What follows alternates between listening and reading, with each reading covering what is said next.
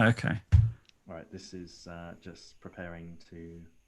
Meeting is now streaming live on custom live streaming service. So we are live. Welcome everyone who's watching this live as we speak. And yeah, let's get going. So welcome, Gasheads, to this special live episode of GasCast. I'll be your host, Tom Metcalf, and I'm delighted to be joined by Max, Nino, Kaz, and Jack. Hello, everyone. And could you just lift up your, kind of have a look? And What, lift up like that? Or oh, I've got no sponsor left, to be fair. I bought it off eBay for like £5, so no elite ampers for me. Oh, that's very upsetting. For those who can't obviously see, if you're listening to this in retrospect when this does go live, we are all wearing Rover shirts of various colours and eras. Nino's obviously the only one who hasn't gone with the home kit, so he's standing out like a sore thumb at the minute. But it is a real kit this time, Ollie, isn't it? It's not a felt-tipped one. Yeah, I didn't have time for that this time, so I went for an actual kit. Yeah, you would have had to buy a lot of yellow and green marker pens to make that one. Yeah, it wasn't absolute beauty, mind. It is a beauty, and if you're selling it, I'll always buy it. I am not. Oh, devastated. Before we get going, a quick word about our sponsor, Kahuna Flooring, who has signed on for another season. Kahuna supply and fit all types of flooring for your home or workplace. Steve comes to you with a sample selection service and offers deals on supplied and fitted carpets, vinyls, LVT, such as Carndine and Amtico, engineered wood, and more. Get in touch with Steve today on 07917 667 777 and mention GasCast to receive 10% off all orders. As mentioned right at the top of this is a live episode, so please no swearing, Jack. You can get involved by adding your thoughts, questions, abuse, whatever you like in the comments on Facebook. We'll be keeping an eye out throughout the episode. So we'll start with the kind of biggest news. JCH has joined Posh for an initial fee of 1.25 million. Jack, do you think that represents good value deal for the gas? Yeah, I think you have to say it is, to be honest. Looking at the facts, 1 year left of his contract, pretty injury prone, probably not a Ben Garner type player, and the fact that he was wanting a move to the champ, obviously it didn't work out with it being Peterborough, and I mean there's been murmurs that his attitude wasn't great, so to get over $1 million for him, I think it does represent really good value. Obviously, as we've seen in the past, it depends what you do with that money. So if we can recruit well with it, I mean, even if we only spent half the money, I know 500k has been reported for Humphreys.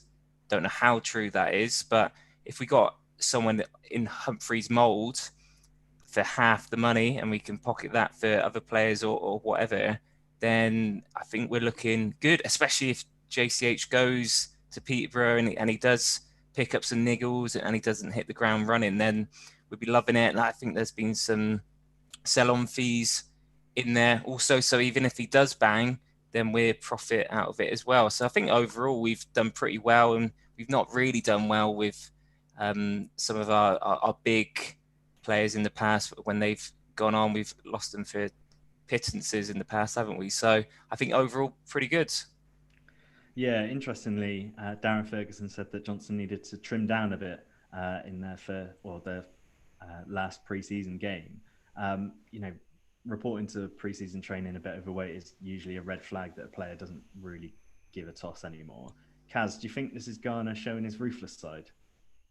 Yeah, I think Ben Garner is a man with a plan now. He came in obviously at a difficult time when he had to take over from someone else and a team that wasn't his. So now he's coming in, he's bringing in his own players. And like Jack said, I don't think he did JCH fit his style of play. He wants to play on the floor, high tempo, and he doesn't particularly want a target man by the looks of things. So I think he is just sort of he's making room to bring in the players that he feels like he can sort of boss around, make them fight for their place. I don't think he's a guy that will tolerate any complacency in the team. And as much as, JCH has got every right to feel like he's, better than this, and he's probably just behind Tony and being the best striker in League One. And he's got every right to think that because he's done brilliantly. But I think that attitude may not gel very well with Ben Garner, and he will want players that are fighting for their place rather than players that just think that they're going to walk into the team every week. So I totally understand why he's not in Garner's plans. And hopefully he'll bring in someone that, a couple of players with that 1.25 mil he can bring in, and that will have to fight for their place, and we'll see some passion and someone that really wants to be here. It just totally makes sense. Yeah. Nino, do you think if we don't get a JCH replacement in the same kind of mold, are you happy with the attacking options we have now? No. I like the signings we've made in attack. I think that Ayunga will be a good impact player. Daly, we've not really seen a lot of. Obviously, he came in January. Nicholson, I like the look of so far. I think they've all got promise, but they're all pretty young. They're all, I think, pretty much all playing their first full season in the Football League. None of them have a particularly lengthy goal scoring record behind them, other than Ayunga, 3 levels below or something. So if we didn't replace JCH, I'd be very concerned, because I think we'd be putting so much pressure on a bunch of basically unproven kids to grab us the goals. And having, we got Yakola in goal, probably one of the best keepers in the league. We've signed Aimer and Westbrook, probably 2 of the best players in their positions in the league. So to do that sort of recruitment and then go with a load of, like I said, unproven youngsters up top would just be a complete waste, in my opinion. So I think we definitely need to get someone in to sort of take the burden on their shoulders, I guess, someone who's more up for it, and then just have the youngsters kind of supporting them. Yeah, Max, you've kind of been doing the commentary for pretty much all of the pre-season games. Do you think it will kind of work with the blend of youth and experience we've seen so far in pre-season? Yeah, I mean, I've been impressed with how we've played in pre-season, and I think, particularly that last game, the Cardiff game, what was impressive was that we essentially played 2 different 11s, which was a mix of, players who you would expect us to be starting and players who are more likely to be on the fringe of the squad. And in both halves, we played a very, very similar style of football. It looked like everybody kind of got the system and were all capable of playing the system. So it kind of feels like everyone's on board with Garner's plan.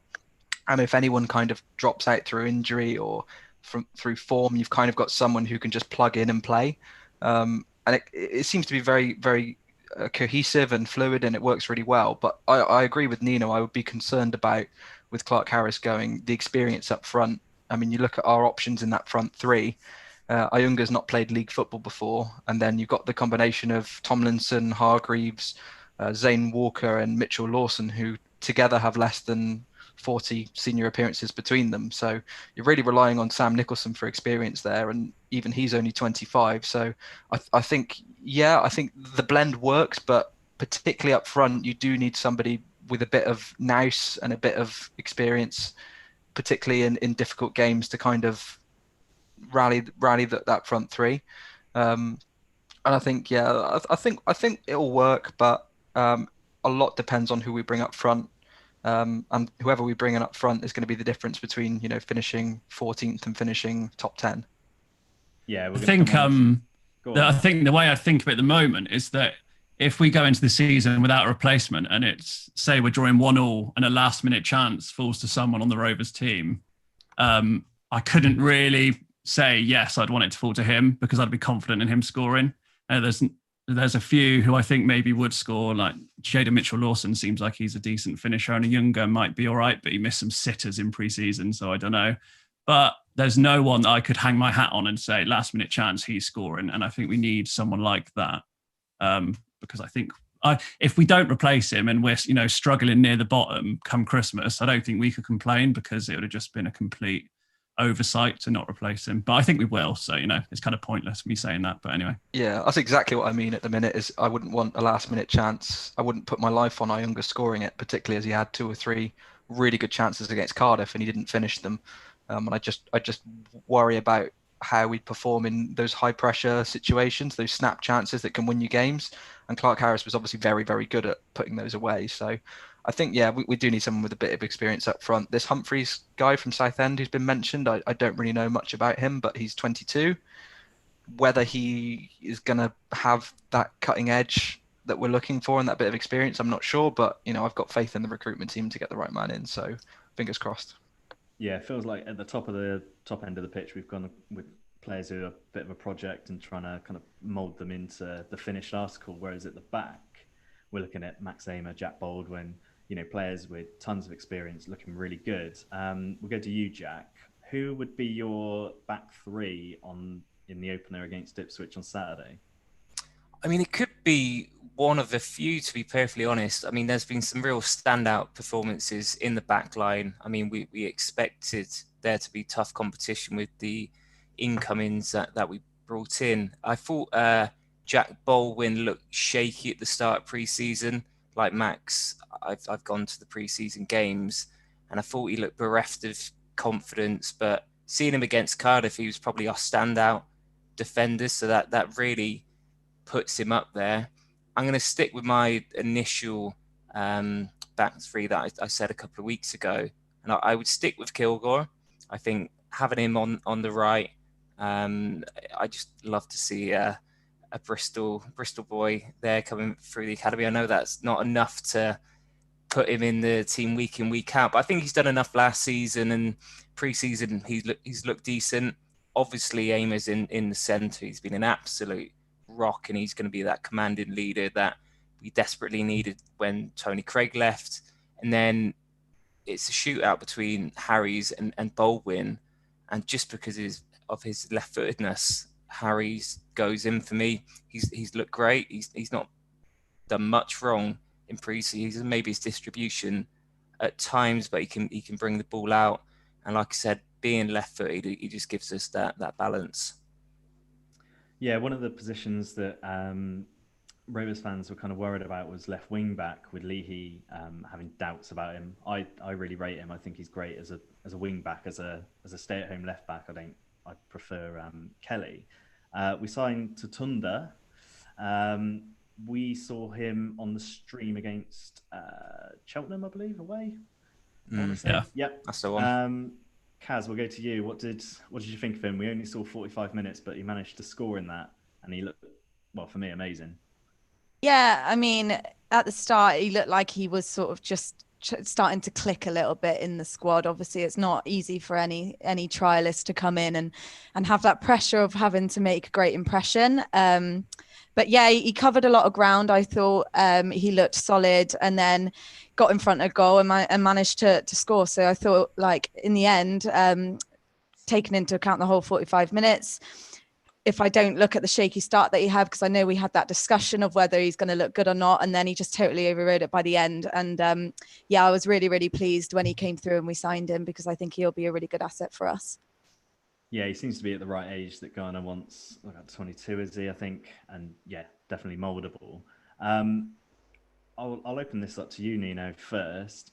Westbrook, I've watched pretty much probably about half of the pre-season games, and he's not really stood out for me. Has he been do you think there's more to come from him?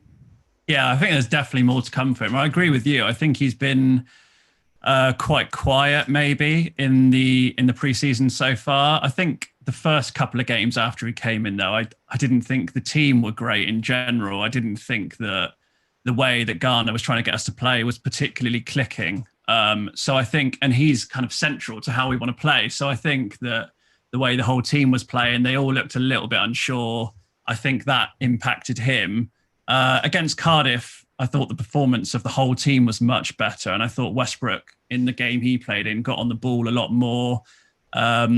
His passes aren't quite connecting. He's trying these balls over the top quite often, a few to JCH when he was still here that didn't quite get through. But he's looking for the right sort of balls. I'm quite excited by just sort of his vision and the sort of passes he's actually attempting. And you can tell that once the players in attack who he's aiming these balls at get onto his wavelength sort of thing and are making the right runs at the right times, and they're all synced up a bit better, then I think we'll see a lot more from him, because at the moment he's trying balls that people aren't quite anticipating or are just a little bit behind. So I think once we're maybe 10 or so games into the season, I think that we'll really see the best of him probably.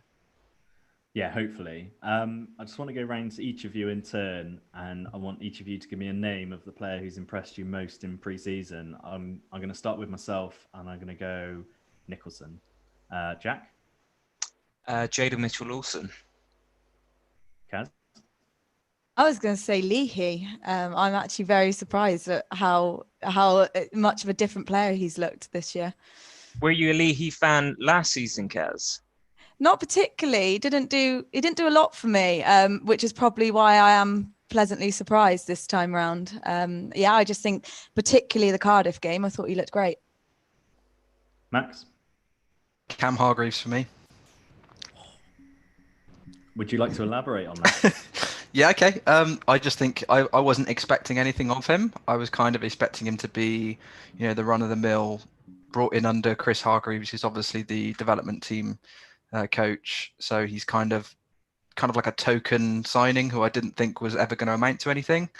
And I think in pre-season he's shown that he can step up to the void that Ollie Clark sort of left behind, and being that proper utility box-to-box man. Tons of energy. He's obviously got a lot of energy and youth on his side, but he's got a lot of technical ability as well. We saw that with his goal against Exeter. Garner seems to like him in that front three on the right-hand side. He's quite strong. He holds the ball up well, which we're going to need if we've lost Clark Harris, and I think he's impressed pretty much every time I've seen him. I've been surprised. I think maybe that's because my expectations of him are maybe a bit lower than the rest of the squad, but he's really stood out to me, and I think he's going to be a really useful player this season. And finally, Nino. So I'm going to choose two. I'm going to cheat. So from the youngsters, I'd go for Zane Walker. Yeah, Zane GasCast Walker.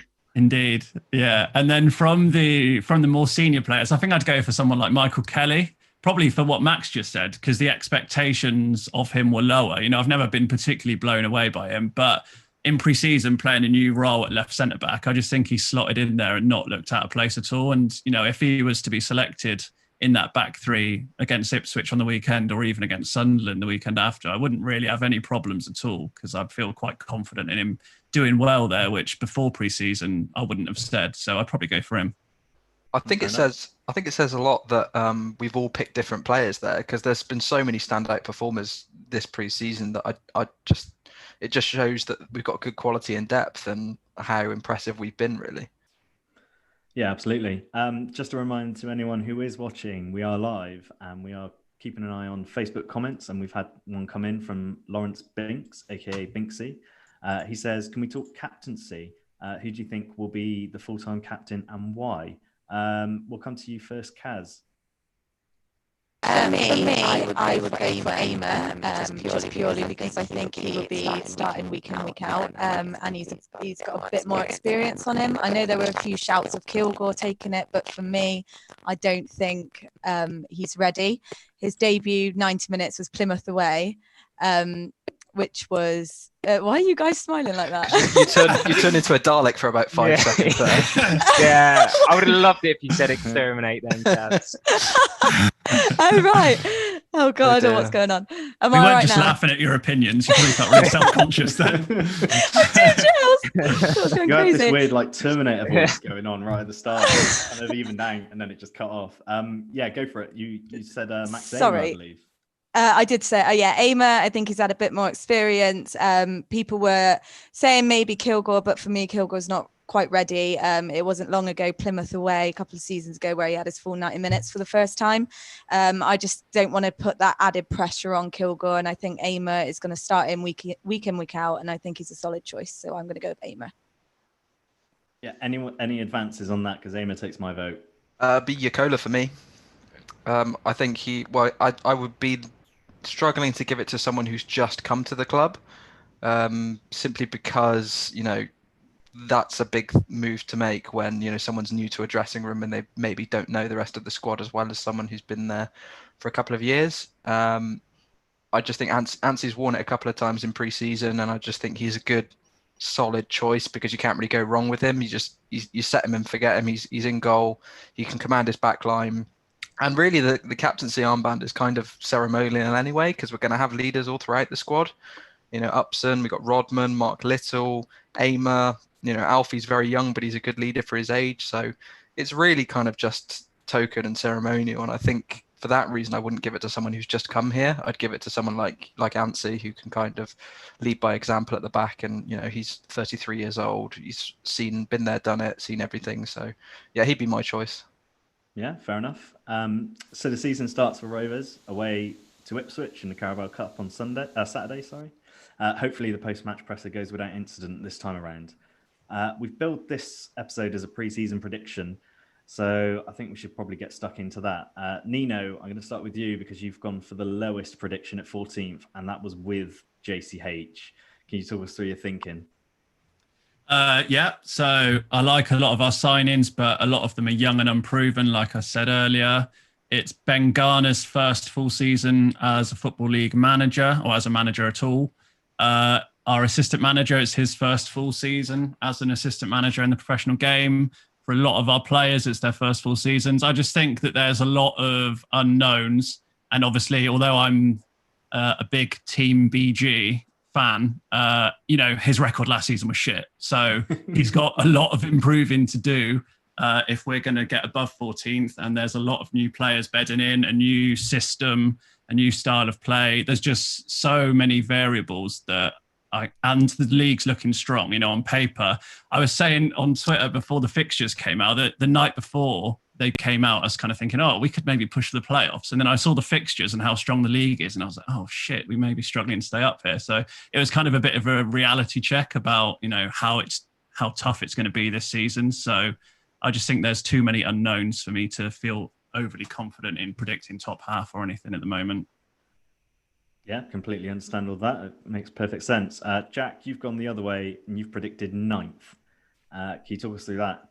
Yeah, well, that's 9th with JCH. I was really buoyed with the way we were developing as a side and the amount of chances we were creating. And we all know that JCH, rest in peace, could score. Like if he got a chance, more often than not, he would put it away. And I thought we would create a lot of chances this season.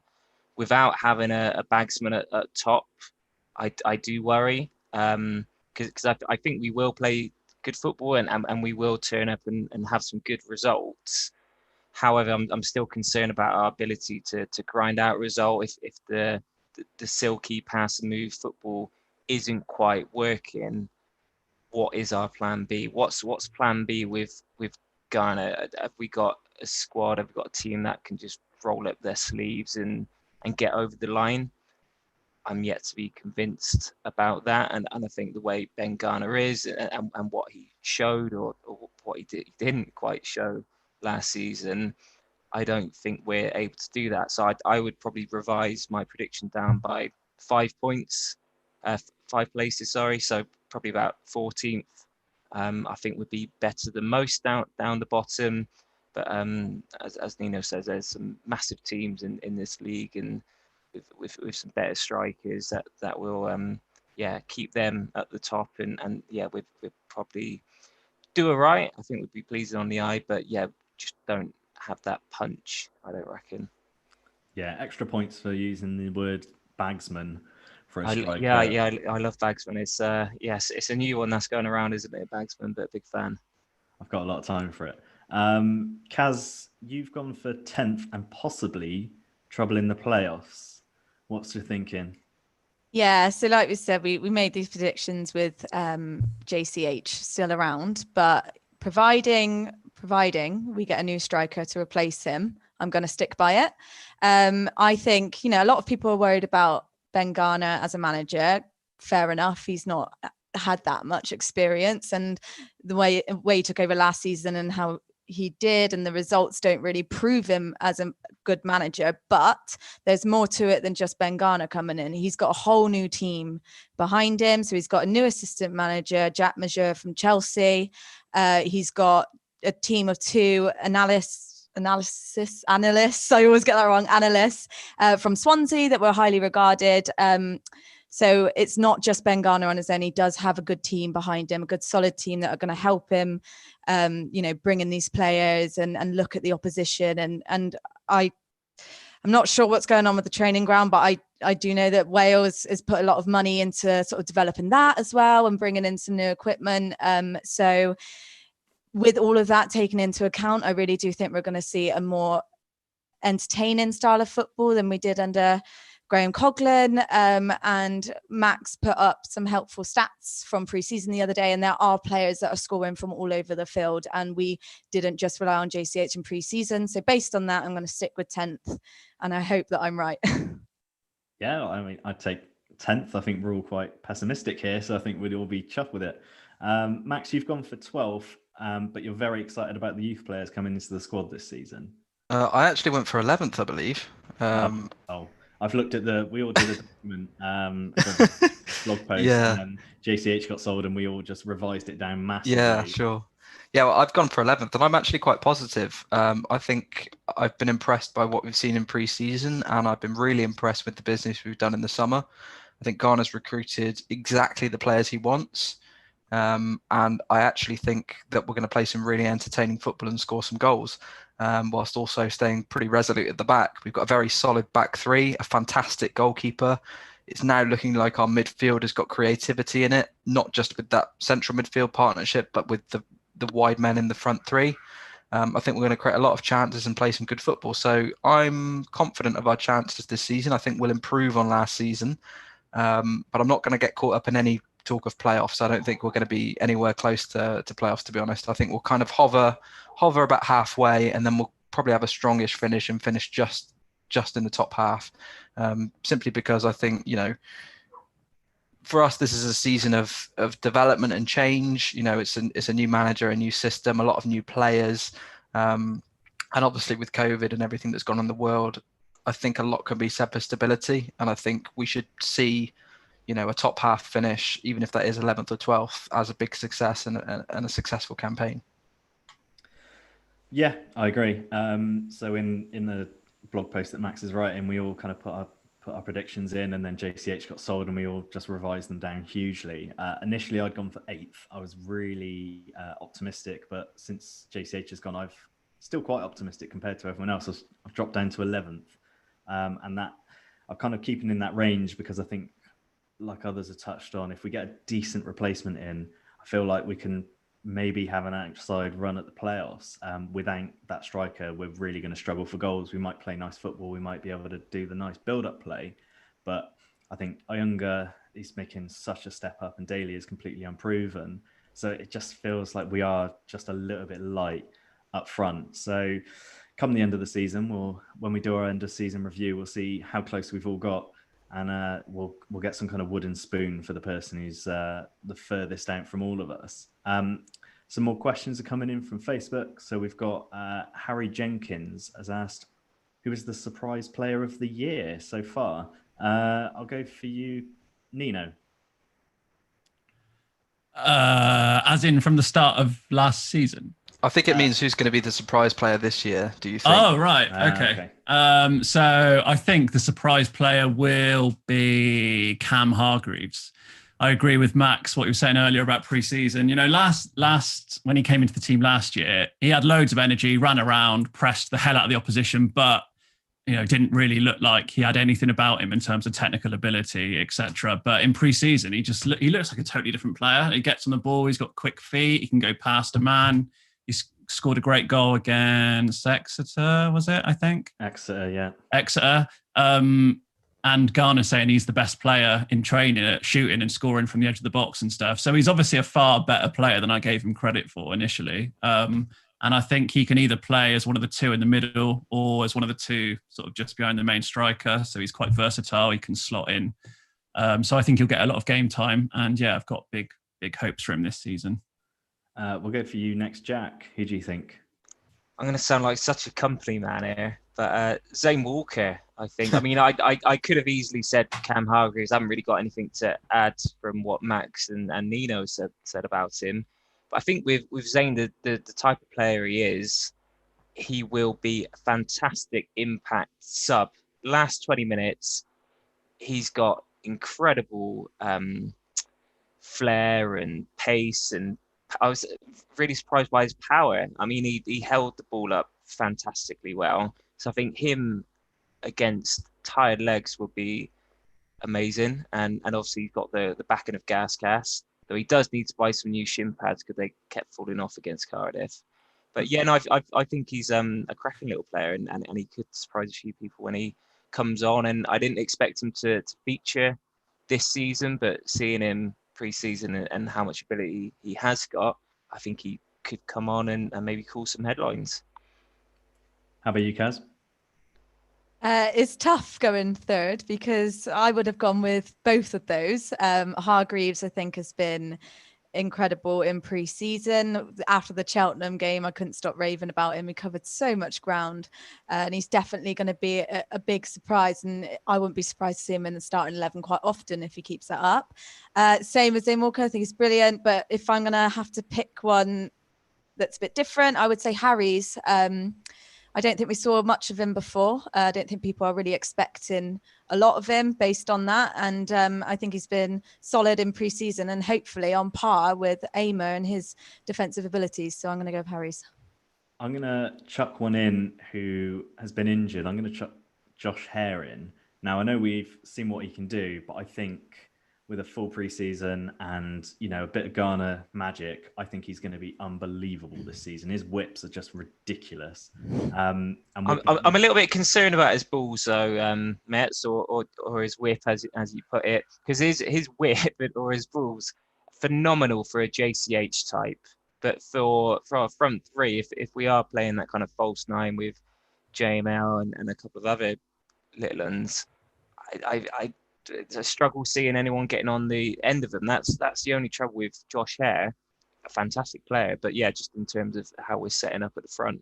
We're missing a big bags man for him to whip him into at the moment, aren't we? we do need that big bags man. But I mean, Ayunga's looked okay apart from his finishing. I mean, the rest of his game looks fantastic, but obviously it's too early for him to be our standout talismanic number 10. Yeah, Max, I was going to ask you actually. Given the choice at right wing back, who would you go for, considering the squad right now without like a big JCH target up front? Yeah, it's interesting what you say about Josh Hare because I agree. He's got a great cross on him, but his game seems to be all or nothing for the cross. He does everything he can to get into that position to whip it in, rather than look to progress the play. Because I think that's maybe how Coughlin coached him to play. In that old system, and watching him against Cardiff, he did seem to kind of go all or nothing to get into those areas so he can whip it far post for someone to try and get on the end of it. But in this system, I don't know if that's going to be as compatible as last year. And for that reason, I think he's more likely to go with Rodman or Mark Little. There's a lot of experience in that pair. Alex Rodman's got the most senior appearances of anyone in our squad, and Mark Little's got the third most, and Mark Little's actually got the most in the championship. So we've got some really valuable experience there. They've both got terrific engines on them. If Little can stay fit, then he's going to be a really good asset to this squad, both in terms of experience and ability. But I think he will go with Rodman simply because Rodman has got a brilliant engine on him. He's really good technically. He's strong on the ball. And he's actually been pretty good defensively in a role that's quite new to him. So I think he's probably going to be the one who might get the nod against Ipswich. And I think Josh Hare might be one who we maybe bring on as kind of an impact sub, like you said, with Ayunga to try and maybe whip some crosses in when we're trying to chase a lead. So, yeah, I like Josh Hare. He kind of, he's not as young as I thought he was. He's 26. I was actually thinking he was probably more like 22, 23, and he's a player we can develop. Sure, we can still coach him a little bit and maybe adapt his game a little, but I think a lot of his game is that crossing. And I think the ball's going to be on the ground a lot more than it's going to be in the air. So I'm not sure how he's going to fit in compared to the other two. Fair enough.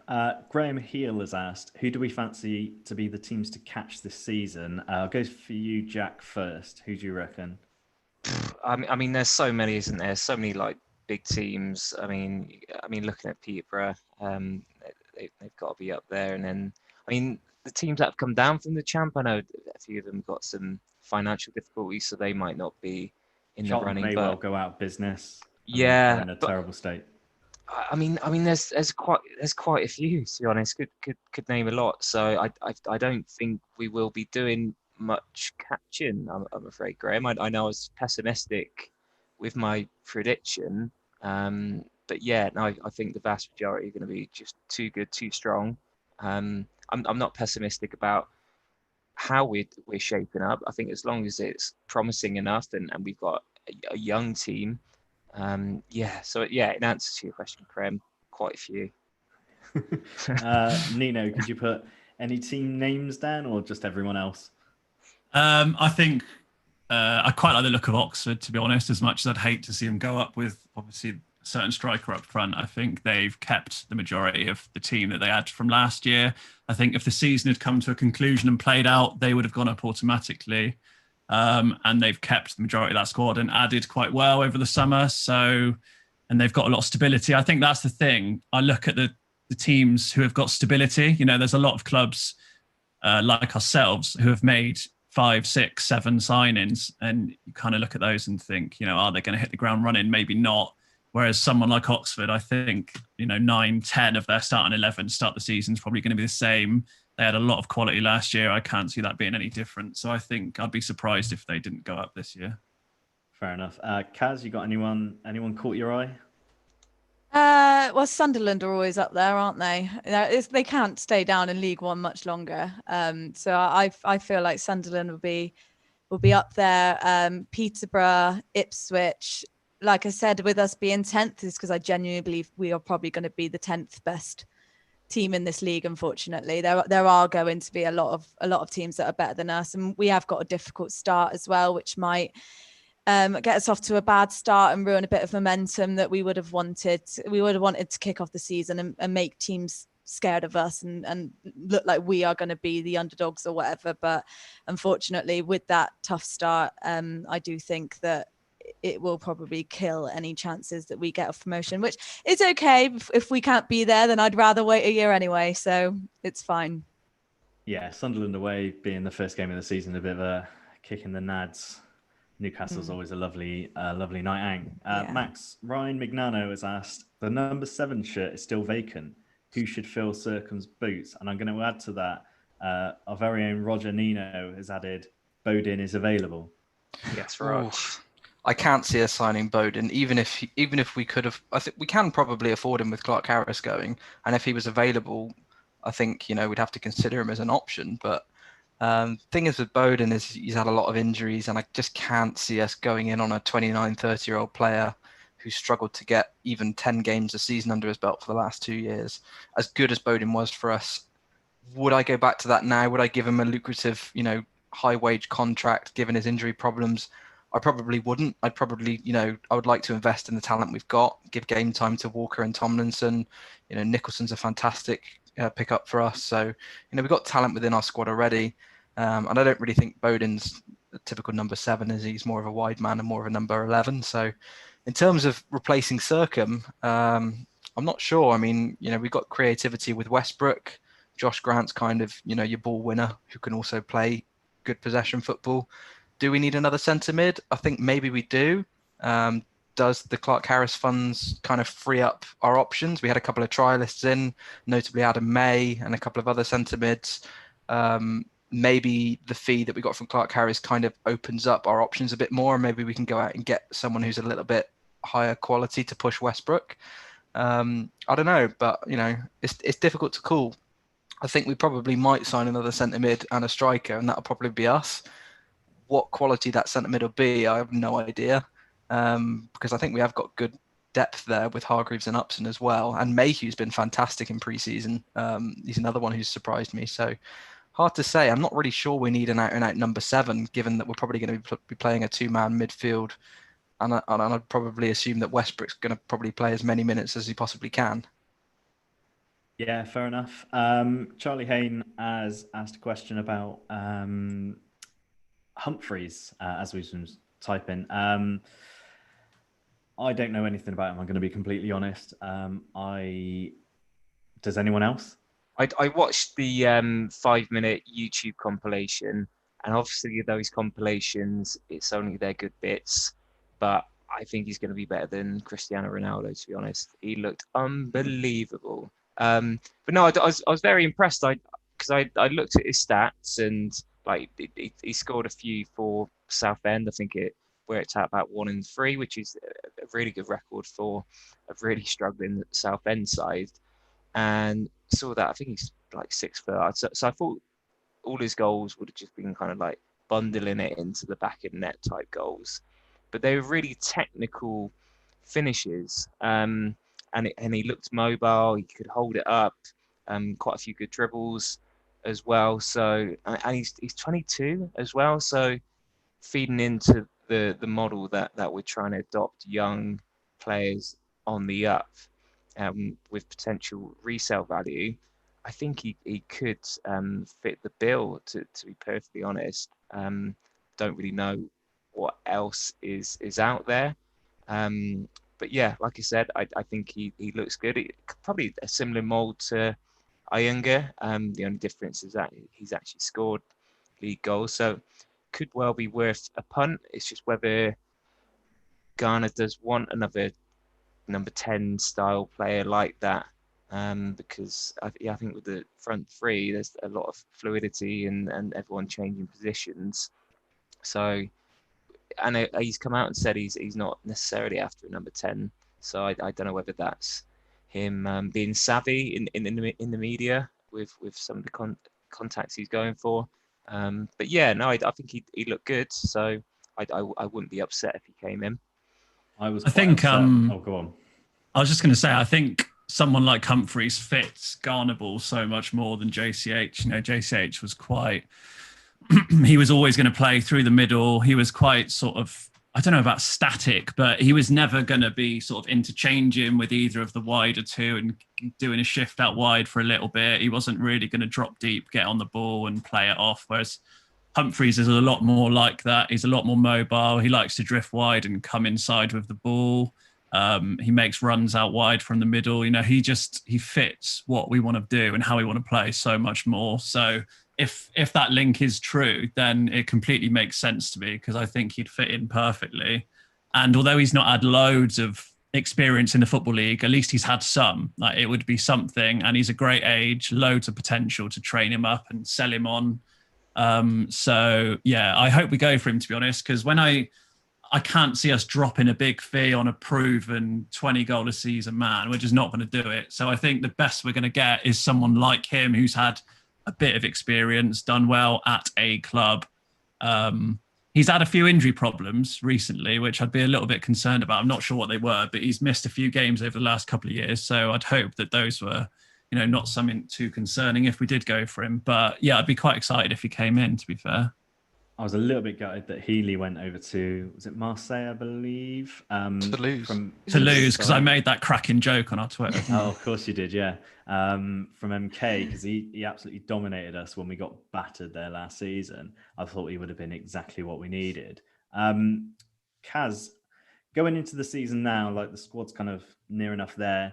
Have you got any kind of lingering doubts about Ghana after his basically, well, like Nino said, his terrible record as Rovers manager so far? Or is this a bit of a clean slate for him this season? Yeah, I think it's a clean slate. I always said, even last season, I was saying, look, it's not his squad. Give him a chance. You know, people turned on him far, far too quickly. And it was a difficult situation for anyone to come in and have to take over a squad of players that are used to playing a certain way and try and change it up. Now that he's got his own players in, and none of us can deny it's been a cracking transfer window, one of the best I can ever remember. So he's done a great job already bringing them in. The football has been much, much better. The Cheltenham game and the Cardiff game I thought was just thoroughly entertaining football, much, much better than under Coughlin, much better.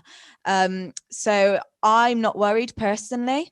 I think if he can get this new striker in, or maybe a couple new strikers, or like Max said, maybe an attacking midfielder, then his team will be ready. Obviously, we are lacking that now with JCH gone, and Ghana and the team are probably working very, very hard to try and find that replacement.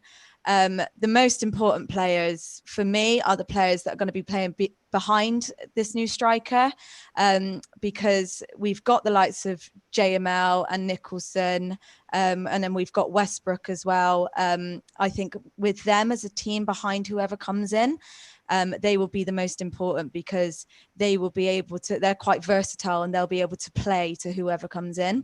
I don't think he'll go for a target man. I do think he will want to play on the floor and he want to feed it into the box. So yeah, I think with the likes of JML and Nicholson, I think we can find someone who fits that bill. And if we can do that, I think he'll do a good job this season. Charlie Hayne has updated us on Humphrey's injury record, and it was because he had a fractured cheekbone, and broke 15 bones in his face after a collision with the keeper. So should have run that off, surely. Tony Craig would have easily. Yeah. Max, just to play kind of devil's advocate, we've got a really tough start, really, really difficult. How many games without a win do you think Ghana can go without fans really getting on his back and pitchforks out and all that kind of stuff? I don't know. I mean, I always I like to break the season down into quarters. So regular season, obviously, before Bury. You've taken that off got Daryl, expelled haven't from you? the league. Well, I do know. You got 48 games. You split it into 4 quarters of 12. So you take it section by section. And then when I start a season, I always think 12 games is a good barometer of how a side are doing. You can kind of judge it fairly after 12 games. 5 or 6 games, obviously, if you have a tough run of fixtures, is not a good basis to base your team on. But after a quarter of the season, you can say you've played a fair share of a mix of teams. So I think after 12 games, we kind of got to be looking at around